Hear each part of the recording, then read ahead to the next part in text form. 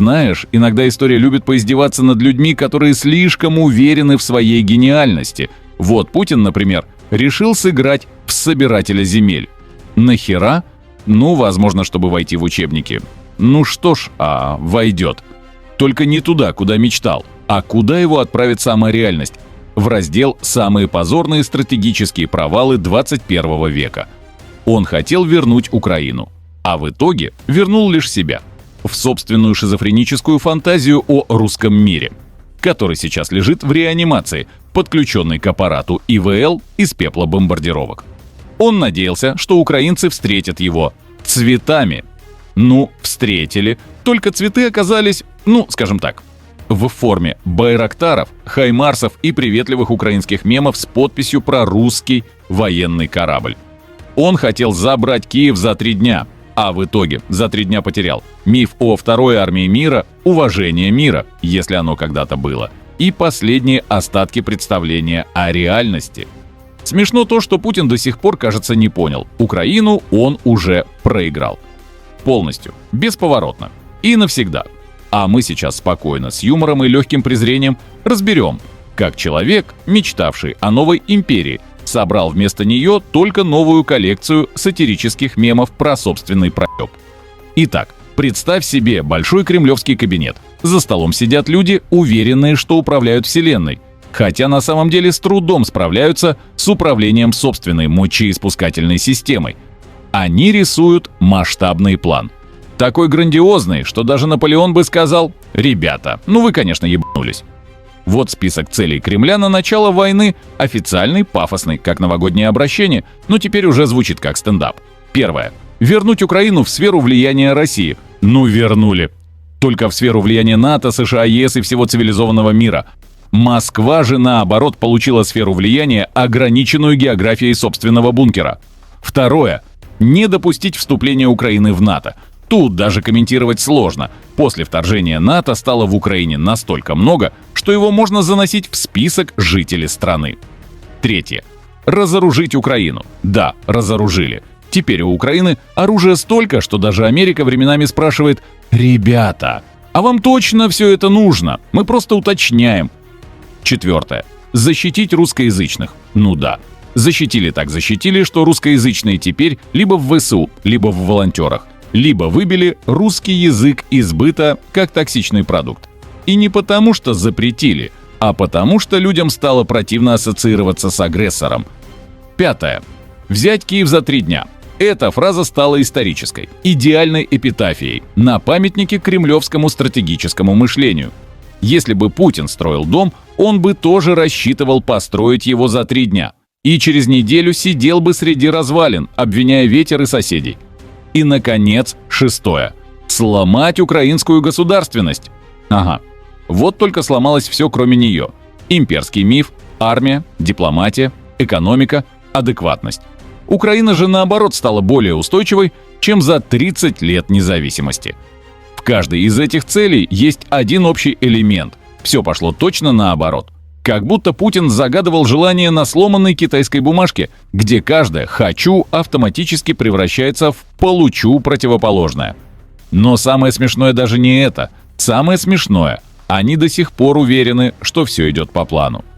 В конце концов, нельзя победить там, где это физически невозможно. Даже если представить волшебство, даже если представить, что Кремль сжег 50 миллионов мобиков и взял Киев. Что дальше? Оккупация 40-миллионной страны, партизанщина, диверсии, экономический крах, международная изоляция, внутренние бунты. Никто не может победить Украину. Ни в 1918-м, ни в 1940-х, ни сейчас.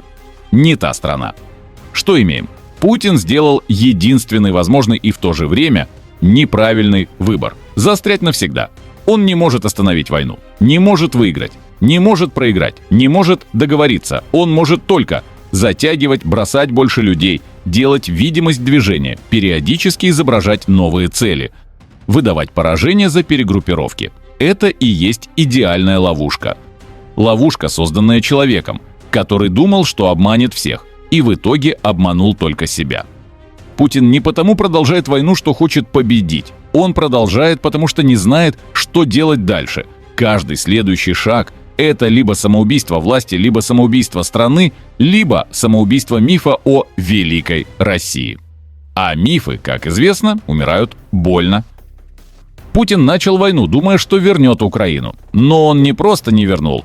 Он раз и навсегда отрезал Россию от Украины, как хирург, который случайно ампутировал не ту ногу. И давай честно, после 2022 года Украина и Россия – это две разные цивилизации, между которыми теперь пролегает не просто граница, а пропасть. С чего бы начать? Братский народ. Ну охуеть! Все! Фильм кончился. Самый большой миф, что украинцы и русские в душе один народ. А не охуели ли вы после Бучи, Мариуполя, Харькова, Чернигова и тысяч разрушенных городов и населенных пунктов? Никакого братства нет, никакой общности нет, никакого доверия нет. И не будет никогда. Путин сам превратил слово «Россия» в токсичный бренд, который вызывает у украинцев только три эмоции – боль, ярость и презрение. Это невосстановимо. Путин хотел украсть Украину. Вместо этого он закалил ее в сталь. И похуй на все. Хотите еще аргументов? Россия лишилась вообще всего своего геополитического смысла. Империи существуют ради влияния. А Россия потеряла последнее, что давало ей смысл – Украину. Страна, которая была мостом к Европе, промышленным сердцем региона, культурным партнером, историческим зеркалом. Теперь это зеркало разбито. И когда Россия смотрится в него, она видит только свои собственные трещины. И, кстати, без Украины Россия стала региональной страной с амбициями диктатуры.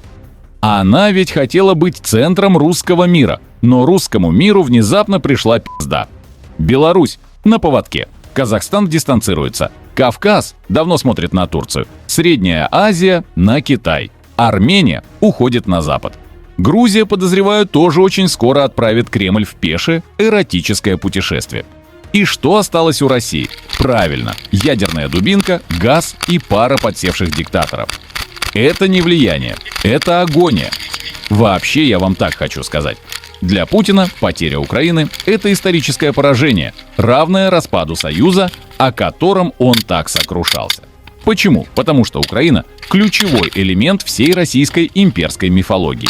Без Украины Россия – это не Третий Рим, не великая цивилизация, не собиратель земель. Это просто страна, которая просрала собственную историю, пытаясь переписать чужую. Путин влез в Украину, чтобы войти в историю, и вошел как человек, который разрушил последние остатки империи. А вообще, знаете, Украина выиграла в том, что важно по-настоящему. Россия может держать территорию, это не победа. Победа – это когда у тебя есть право на будущее, есть союзники, есть уважение мира, есть армия, которой гордятся, есть народ, который готов бороться. И Украина это все получила. Россия – нет. Итог. Путин потерял Украину. Потерял навсегда. И вместе с этим потерял главную идею, ради которой Россия вообще пыталась что-то строить последние 100 лет. Это и есть настоящая победа Украины. И окончательный конец путинской эпохи. Так, ну давайте уже будем закругляться. Что у нас в сухом остатке? А вот что. Путин хотел войти в историю и вошел. Только не как собиратель земель, а как главный могильщик собственной империи, который решил вернуть Украину и случайно уничтожил все, к чему Россия шла последние 100 лет. Украина ушла навсегда. Запад стал сильнее, Россия слабее. А Путин теперь сидит в своем бункере и пытается объяснить, почему план пошел не по плану. Хотя даже дворник у Кремля понимает, что все это гигантский, исторический, эпический проект. Ну и что тут еще сказать?